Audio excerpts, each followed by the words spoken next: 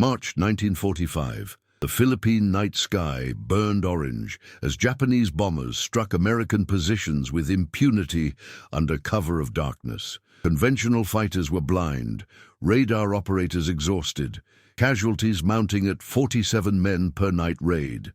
Then intelligence intercepted a Japanese transmission. The black ghost cannot be real. They were about to discover it was.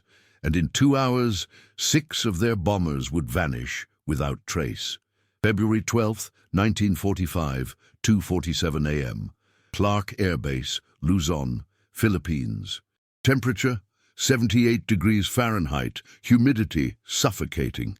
Captain James "Jimmy" Holbrook stood in the operations bunker, watching another American position disappear in flames 3 miles distant. The acrid smell of burning fuel and cordite drifted through ventilation shafts. Outside, the distinctive twin-engine drone of Mitsubishi G4M bombers echoed across the darkness. The 6th night raid this week, the 14th this month. The numbers told a story of systematic failure. Since January 1st, Japanese night bombers had conducted 43 raids on American positions across Luzon. Conventional day fighters, P-38 Lightnings and P-51 Mustangs sat useless on their hard stands, while enemy aircraft operated with near-total impunity after sunset. American casualties, 347 killed, 892 wounded. Tons of aviation fuel destroyed, 4,200. Aircraft lost on the ground, 23.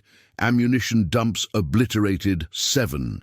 The pattern was mathematically predictable and operationally unsolvable through conventional means. The fundamental problem was physics. Human eyes cannot track targets in darkness. Conventional fighters relied on visual acquisition, requiring pilots to see their targets against contrasting backgrounds. Japanese bomber crews understood this limitation intimately. They operated exclusively between 10 p.m. and 4 a.m., approaching from multiple vectors, dropping ordnance with methodical precision, departing before dawn revealed their positions. American anti-aircraft crews fired blind, expending 12,000 rounds per raid with hit probability below 0.3%. Searchlight batteries were systematically targeted and destroyed within minutes of activation. Major William Wild Bill Henderson, 28, from Spokane, Washington, had watched this nightmare unfold from his position as Clark Air Base Operations Officer. His background was unconventional for military aviation. Before Pearl Harbor, he'd been a commercial airline pilot, flying Douglas DC-3s through Pacific thunderstorms using primitive radio navigation. That experience taught him instrument flying, when most military pilots still relied primarily on visual references. When war erupted, Henderson enlisted immediately, bringing unique perspective. Problems requiring vision could theoretically be solved through technology. Henderson's obsession began after the raid of February 3rd, when Japanese bombers destroyed a field hospital, killing 27 nurses and 63 wounded soldiers.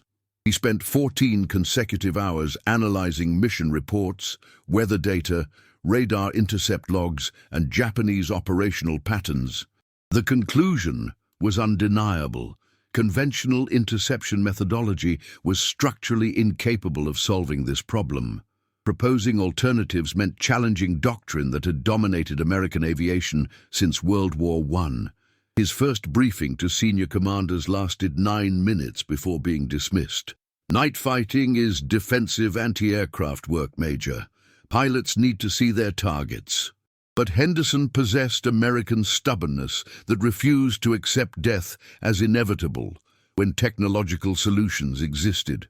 Radar technology had advanced dramatically since 1942. Ground-based systems could track aircraft up to 60 miles. Theoretically, airborne radar could guide fighters to within visual range even in total darkness. The British had experimented with radar-equipped night fighters over Europe, achieving limited success with modified Bristol bow fighters and de Havilland Mosquitoes. American industry had developed something potentially superior, the Northrop P-61 Black Widow, specifically designed as a dedicated night interceptor. The P-61 was revolutionary in concept and execution. Twin-boom design, twin Pratt and Whitney R2800 engines producing 2,000 horsepower each, wingspan of 66 feet.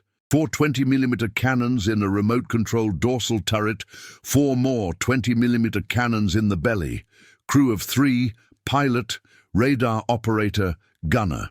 But the defining characteristic was the SCR-720 airborne intercept radar mounted in the nose, capable of detecting targets up to 5 miles in total darkness. Maximum speed, 366 miles per hour. Service ceiling, 33,100 feet. Range, 6 and 10 miles. It was everything conventional fighters weren't. Designed for darkness, equipped for blind interception, optimized for precise radar-guided engagement. Henderson's problem was bureaucratic rather than technical. P-61 squadrons existed, but were dispersed across the Pacific, allocated based on strategic priorities, determined by commanders who didn't fully understand night fighting doctrine. Clark Air Base had been classified as medium priority for night fighter allocation because Japanese raids, while deadly, were considered secondary to daylight strategic operations. Henderson needed to change that classification through demonstration of operational necessity quantified in terms command structures understood, body count, material loss, and mission-critical infrastructure degradation. On February 9th, Henderson compiled comprehensive statistical analysis proving Clark Air Base had suffered higher night raid casualties than any Pacific Theater installation except Okinawa. He included projections. If current attrition rates continued, base operational capacity would degrade below mission-critical threshold within 6 weeks. He documented failed interception attempts, 23 conventional fighter sorties attempted, 0 successful engagements, 3 aircraft lost to controlled flight into terrain during night operations. He concluded with specific request: immediate allocation of 1 P-61 squadron, minimum 4 aircraft, with experienced night fighting crews. The report landed on the desk of Colonel Marcus "Iron Mike" Patterson, 5th Air Force Operations Coordinator 42 from Chicago, Illinois. Patterson was career military, West Point class of 1926, veteran of pre-war Army Air Corps when aviation was still proving itself as legitimate military capability. His reputation was built on methodical analysis and resistance to unproven concepts. He read Henderson's report twice, checking statistics against independent sources. The numbers were accurate. The projection was mathematically sound. The conclusion was professionally undeniable. Patterson authorized allocation of 4 P-61s from the 421st Night Fighter Squadron, stationed at Tacloban. The aircraft would arrive within 72 hours. Crews would be experienced. Minimum 200 combat hours, proven kill records, expertise in radar intercept procedures. Henderson would have his chance to prove night fighting doctrine, but Patterson added handwritten note at the bottom of the authorization. You get 1 month, Major. Demonstrate measurable reduction in enemy effectiveness, or the Black Widows go elsewhere. February 12th, 2100 hours. 4 P-61s landed at Clark Air Base, black paint-absorbing runway lights, twin engines growling with purposeful menace. The lead aircraft taxied to hard stand, canopy opened, and pilot climbed out. First Lieutenant Robert Razor Morrison, 24, from Detroit, Michigan. Morrison's credentials were impressive. 43 night combat missions, 7 confirmed kills over New Guinea, 2 probable kills over the Philippines. His radar operator, Technical Sergeant Eugene "Genie" Walsh, 22, from Boston, Massachusetts, had reputation as the finest airborne radar operator in the Pacific Theater, capable of distinguishing individual aircraft from formation clutter at maximum detection range. Henderson met them at the flight line. Gentlemen, we have a problem that needs solving. Japanese bombers are killing my people every night, and I'm tired of writing letters to families explaining their sons died because we couldn't see in the dark.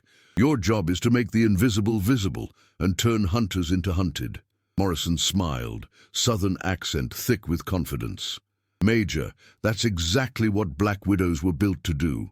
Get us target coordinates and air traffic control frequencies. We'll handle the rest. The plan was operationally straightforward. Ground radar would vector P-61s toward inbound Japanese formations. Airborne radar would complete intercept. Visual acquisition would enable weapon engagement. The execution would test every element of night fighting doctrine under combat conditions against adversary that believed darkness made them invincible.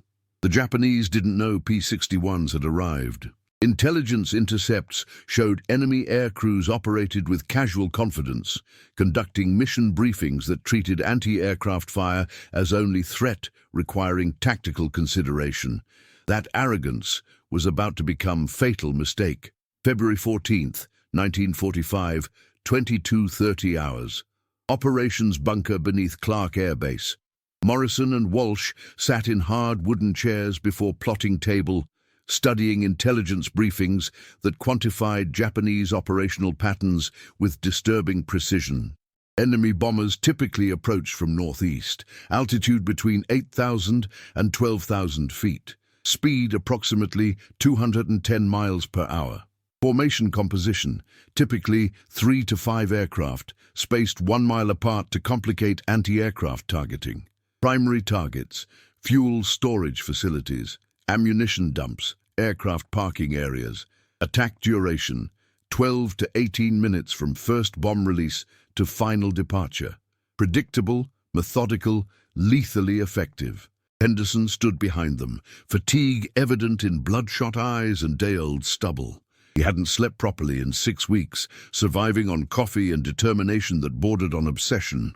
Radar reports inbound formation approximately 90 miles northeast, current heading 215 degrees, altitude 10,000. 3 contacts, possibly 4. They'll be overhead in 23 minutes. Gentlemen, you're cleared for immediate takeoff. Morrison and Walsh moved with practiced efficiency born from dozens of combat missions where hesitation measured the difference between success and death. The walk to their P-61 covered 200 feet across tarmac, still radiating heat from tropical day. Ground Crew Chief, Staff Sergeant Thomas Tex Riley from Houston, Texas, stood beside the aircraft. Having personally verified every system, engines, hydraulics, electrical, weapons, radar. She's ready, Lieutenant. Both engines purring like Detroit factory specifications, all 4 turret guns, loaded with 200 rounds each, belly guns loaded full capacity. Radar tested 30 minutes ago, showing solid returns at maximum range. You're good to hunt. Morrison climbed into left seat, Walsh into right seat radar operator position, Gunner Corporal James Jimmy Rodriguez from Los Angeles, California, settling into dorsal turret. Engine start procedures executed with mechanical precision. Fuel mixture rich, throttles forward 1 inch, engage starters, magnetos energized. Port engine caught first, belching blue exhaust smoke before settling into smooth thunder. Starboard engine followed seconds later. The cockpit vibrated with barely contained power, twin R-2800s producing combined 4,000 horsepower, ready to launch 30,000 pounds of aircraft and weaponry into hostile darkness. Tower cleared them for immediate departure.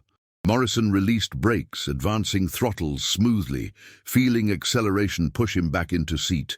Airspeed indicator climbed, 60 knots, 80 knots, 100 knots. At 110 knots, he rotated gently, aircraft lifting from runway with surprising grace for something designed to kill at night. Gear retracted, flaps retracted, climb power set. The P-61 ascended through tropical humidity into clear night sky filled with stars that provided no tactical advantage, but beautiful reminder of world beyond war. Walsh activated SCR-720 radar, watching cathode ray tube illuminate with green phosphorescent glow. The radar swept continuously, transmitting pulses and receiving echoes, painting electronic picture of airspace invisible to human eyes. Ground clutter appeared as diffuse glow at bottom of scope. Sky above showed empty. Radar operational, no contacts yet, awaiting vector from ground control. His voice was calm, professional, hiding excitement that came from finally hunting prey that thought itself invisible. Ground radar controller vector came through headsets.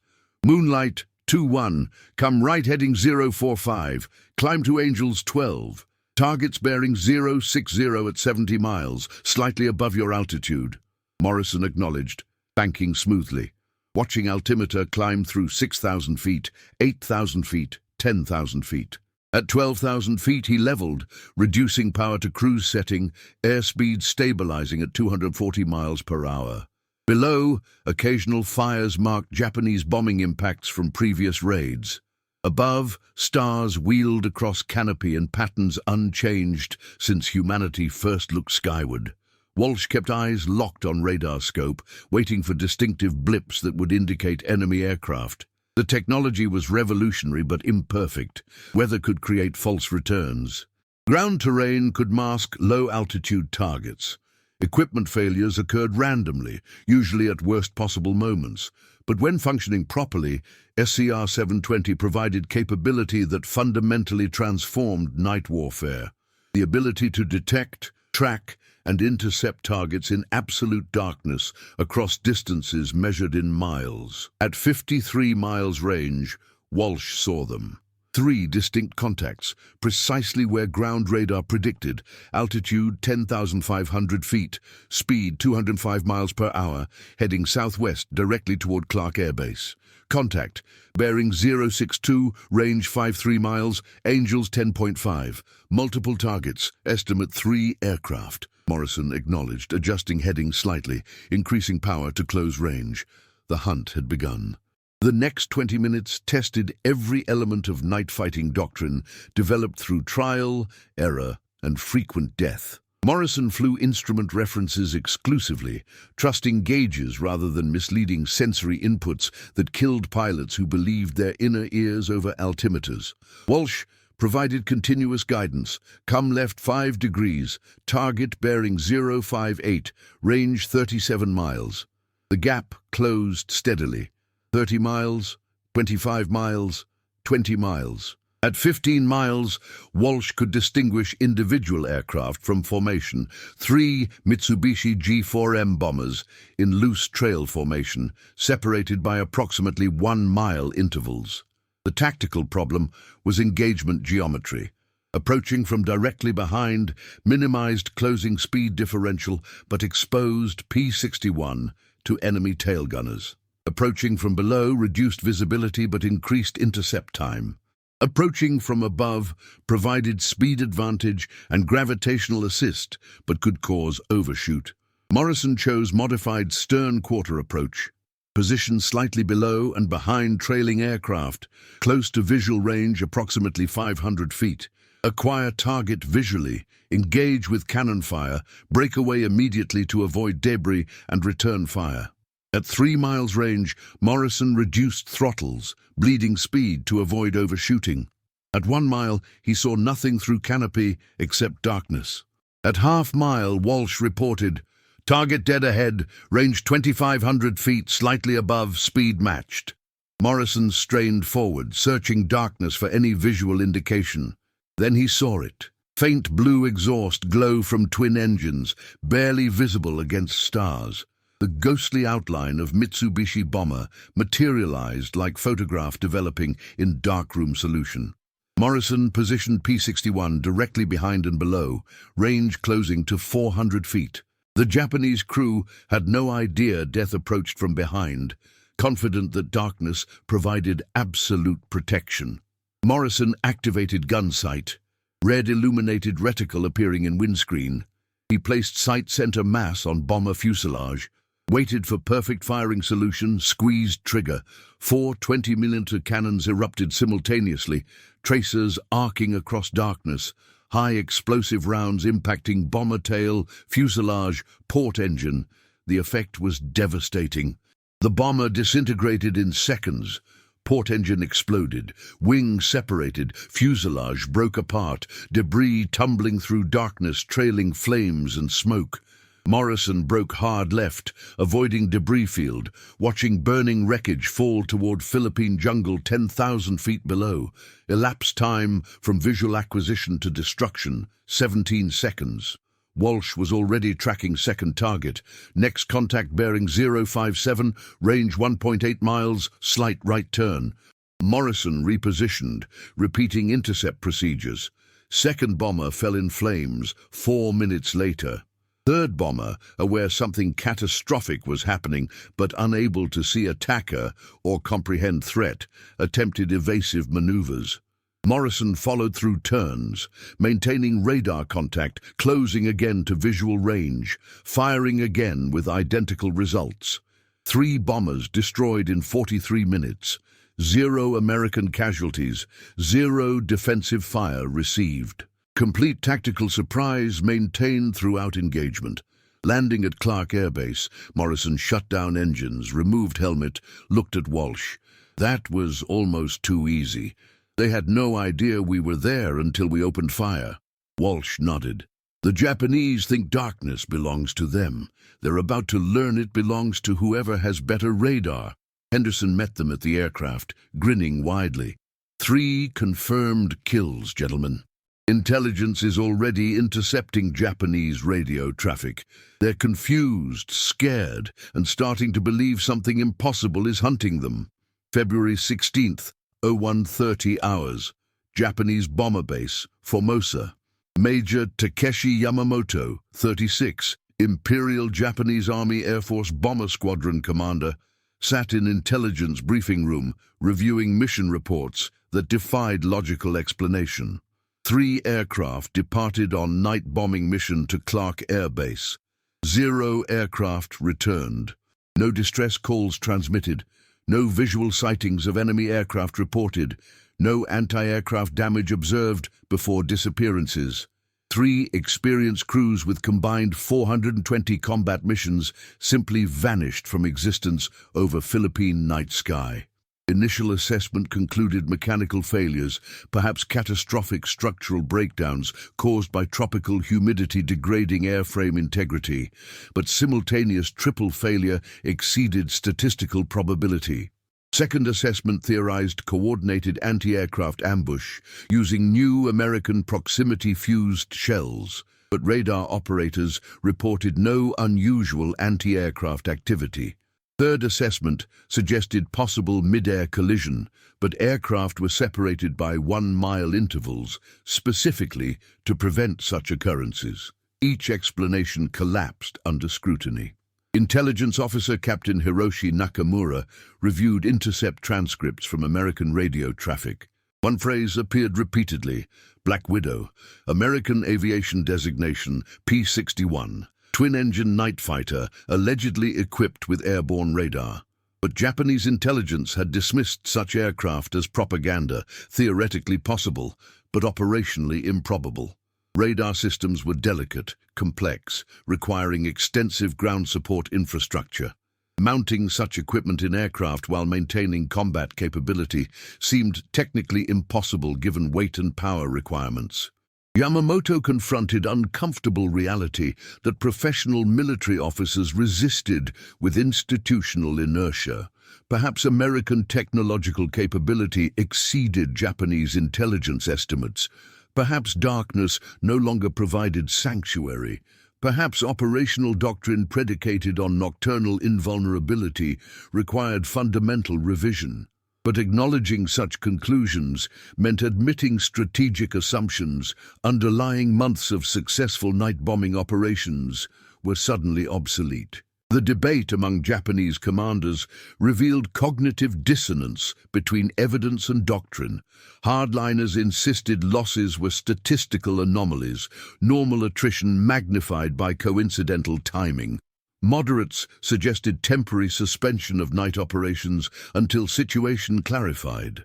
Aggressive faction demanded immediate retaliatory bombing raid, with larger formation to overwhelm any possible American defenses through numerical superiority. Yamamoto chose the latter, personally leading 8-bomber formation scheduled for February 17th. February 17th, 22:45 hours. Clark Air Base operations bunker. Ground radar detected massive inbound formation. 8 contacts approaching from northeast, identical profile to previous raids, but significantly larger force. Henderson briefed Morrison and 3 other P-61 crews now stationed at Clark. "Gentlemen, they're coming in strength tonight. 8 bombers, possibly 9. They're testing whether we got lucky or whether we actually own the night. Let's show them exactly who controls darkness."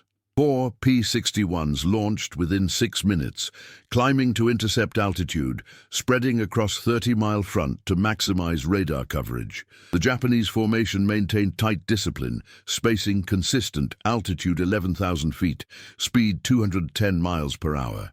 They expected anti-aircraft fire, perhaps searchlights, possibly lucky random intercept by conventional fighter. They did not expect coordinated radar-guided night fighter assault from multiple vectors simultaneously. Morrison acquired first target at 12 miles range, executed intercept procedures now refined through combat experience. Visual acquisition occurred at 600 feet. Cannon fire commenced at 400 feet. Bomber exploded in flames 7 seconds later. As Morrison broke away, his wingman, Lieutenant Carl Hawkins from San Francisco, California, engaged second bomber from different vector. 2 more P-61s positioned themselves above formation, diving through darkness guided by radar, emerging at lethal range before Japanese crews comprehended threat. The engagement lasted 47 minutes of mechanized execution. 8 Japanese bombers destroyed, 6 by cannon fire, 2 by collision with debris from preceding kills, 0 bombs delivered on American positions, 0 American aircraft damaged. Complete tactical dominance achieved through technological superiority, applied with methodical precision. The night sky lit repeatedly with explosions as 140-ton bombers converted from flying machines into falling wreckage. Japanese radio traffic intercepted by American intelligence revealed confusion, transforming into panic. Surviving crew members who witnessed attacks described impossible encounters, massive twin-engine aircraft appearing from total darkness, firing devastating cannon barrages, disappearing before defensive response possible. One pilot transmitted, "The black ghost is real. It sees in darkness. We are blind." The transmission ended abruptly as his aircraft disintegrated under 20mm cannon fire. Yamamoto's bomber was among those lost. His final transmission, recorded by American Signals Intelligence, provided epitaph for doctrinal obsolescence. "They have technology we cannot match. Darkness is no longer sanctuary. Request immediate." The message ended with explosion static. Japanese night bombing operations against Clark Air Base ceased immediately.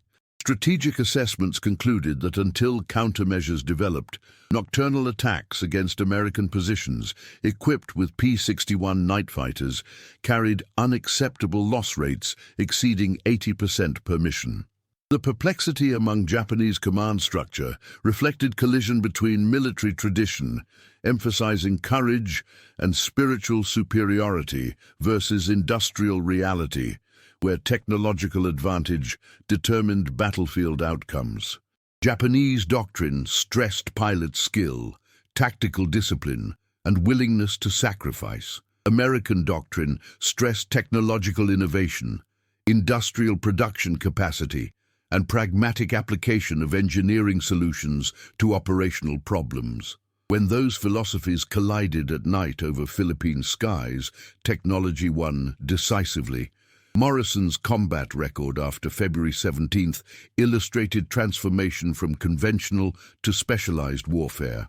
Official kill count, 11 confirmed, 3 probable, all achieved during night operations, all against targets that believed themselves invisible. His success derived not from superior piloting skill, but from integration of advanced technology, systematic training, and acceptance that modern warfare rewarded innovation over tradition. The P-61 transformed him from pilot into weapon system operator, extension of radar and cannons rather than independent warrior. May 8, 1945. War in Europe ended August 15, 1945. Japan surrendered.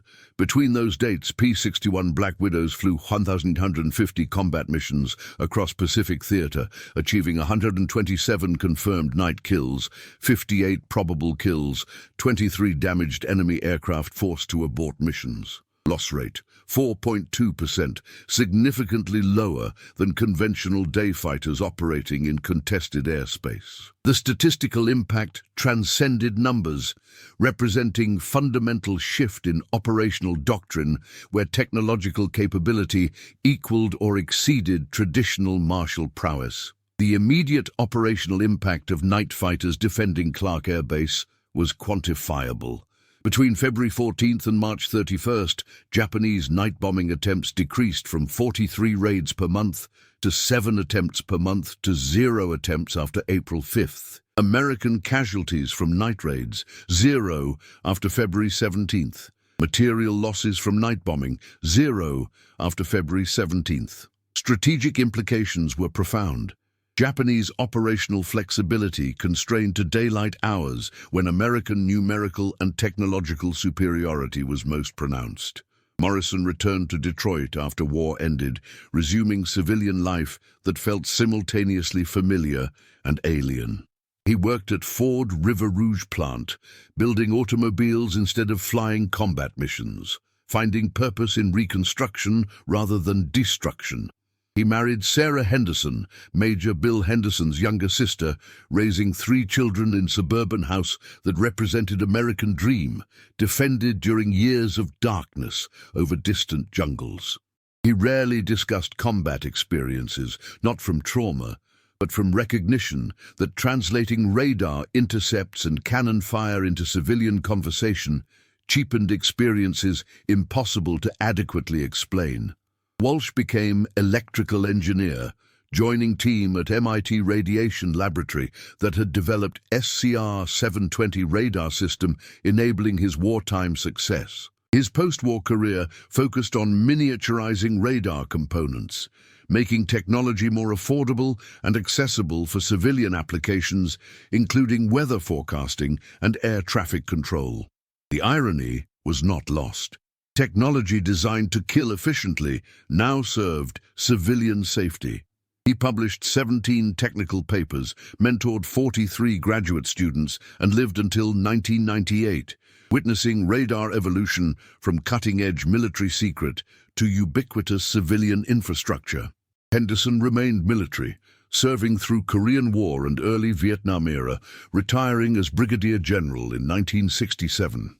His obsession with solving unsolvable problems through technological innovation became template for Air Force doctrine, emphasizing integration of advanced systems with tactical operations. He wrote Operational Manual for Night Fighting Doctrine, standard text at Air Force Academy for 23 years, influencing generation of officers who never fought in darkness but understood principles that transformed warfare. The P-61 itself became historical footnote despite revolutionary impact. Production ended 1945, final aircraft retired 1952, replaced by jet-powered successors incorporating lessons learned during wartime operations. Only 4 complete examples survive, museum pieces representing technological moment when darkness shifted from enemy advantage to American domain. But the operational concept endured. Specialized aircraft equipped with advanced sensors, trained crews, systematic doctrine, technological superiority, compensating for natural human limitations. The rediscovery of night fighter contributions occurred gradually through decades as classified documents became public record. Historians examining Pacific War records encountered patterns previously unexplained: sudden Japanese operational modifications, mysterious loss rates, strategic decisions that seemed irrational without understanding night fighting context. When radar intercept logs and mission reports were declassified during 1970s and 1980s, comprehensive picture emerged of secret war fought in darkness by crews whose contributions were marginalized in popular histories, emphasizing dramatic daylight engagements. Morrison's story appeared in 1987 documentary when historian Dr. Patricia Williamson interviewed surviving P-61 crews for comprehensive study of night fighter operations. Morrison, then 66, spoke quietly about February nights over Philippines, radar screens glowing green in darkness, bombers appearing as ghostly silhouettes before exploding in flames. "We weren't heroes," he insisted. "We were technicians operating equipment that gave us advantage enemy couldn't match. The real heroes were engineers who designed Black Widow, radar operators who maintained equipment under primitive conditions, commanders who trusted technology when doctrine said darkness belonged to defense." The statistical analysis of night fighter effectiveness became case study at military staff colleges, illustrating how technological innovation applied systematically can neutralize enemy tactical advantages. Casualty rates at Clark Air Base illustrated transformation. 347 killed during January-February 1945 before P-61 deployment, 6 killed during March-August 1945 after P-61 deployment. The difference: 341 American lives saved through technology deployed by crews willing to fight in darkness that previously sheltered enemy operations. The operational legacy extended beyond immediate tactical success. Night fighting doctrine developed during World War II influenced jet fighter design, radar miniaturization, weapons integration, crew coordination procedures. Modern air warfare assumes all-weather, day-night operational capability as fundamental requirement. That assumption originated with crews flying P-61s over Pacific jungles, proving that darkness was not absolute barrier, but technical challenge, solvable through engineering ingenuity and operational discipline. The Japanese perspective emerged slowly through post-war interviews and declassified documents. Pilots who survived encounters with P-61s described psychological impact of facing invisible enemy that struck without warning, destroyed without mercy, disappeared without trace. One veteran bomber pilot interviewed in 1979 recalled, "We thought night belonged to us, that American fighters needed daylight. Then they appeared from darkness itself, and we understood we had underestimated their technological capability. That was moment we knew war was lost." Morrison's final reflection, recorded shortly before his death in 2003, captured essence of transformation that night fighters represented. "We proved something important about warfare and American character. When faced with problem that seemed unsolvable through traditional means, we didn't accept death as inevitable. We innovated, adapted, built new tools, trained new skills, and transformed disadvantage into dominance. That's who we are as nation. That's why we won. Not because we were braver or stronger, but because we refused to accept that problems were unsolvable and darkness was unconquerable. We made darkness American domain, and in doing so, we saved lives that statistics said were already lost." If this story of innovation, determination, and American ingenuity resonated with you, hit that subscribe button and join our community exploring untold stories from World War II. Drop a comment sharing which aspect of night fighter operations surprised you most. Were you familiar with the P-61 Black Widow before today? What other secret weapons or unsung heroes should we cover next? Your engagement helps us bring more forgotten history to light. Thanks for watching, and remember, the greatest victories often happen in darkness, achieved by those we never knew were fighting.